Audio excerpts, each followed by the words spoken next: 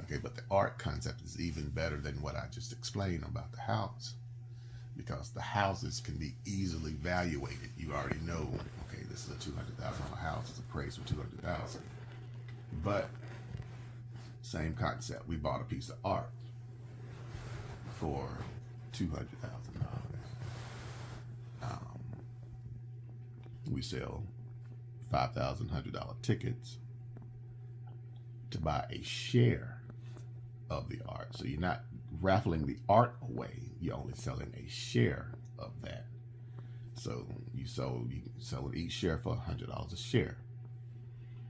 And then whenever we sell that art, let's say in 3 years from now, as long as we've sold at least 5,000 tickets, we as the owners of that art have already made an additional $300,000 because we paid $200,000 for it, but by selling 5,000 tickets or 5,000 shares, not tickets, but shares of that particular project, we've made the $300,000 over and above what we spent for the art.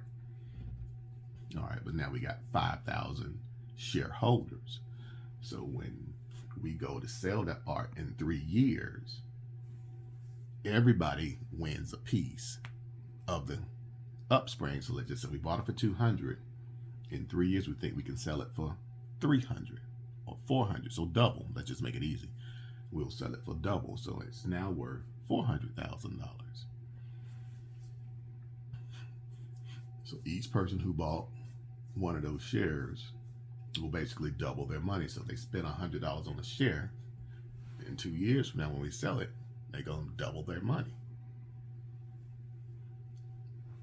And everybody wins. So it's not any losers in this unless we sell it for less than what we paid for, which we would not do that.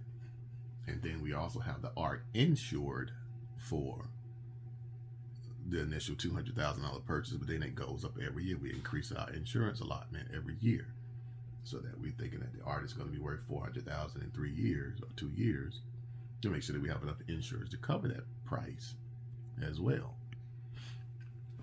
Art gets burnt down, it's worth $400,000. Art gets stolen, $400,000.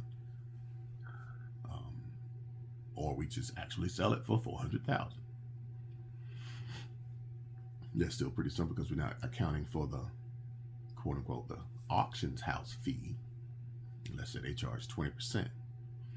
So instead of selling it for $400,000 to double your money, you have to sell it for $480,000 because $80,000 of that belongs to the auction house. So as long as in 2 years you can sell it for $480,000, everybody who bought a share would have doubled their money.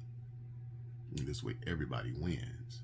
But we've already won initially by selling the 5,000 shares at $100 a share. And then we get a piece of the profits once we do sell it. So that's why I said that particular plan is even better than the house plan. Because art, like I said, is very subjective. We may could sell it for more than that if we get enough hype on the actual art piece. Art is a subjective value.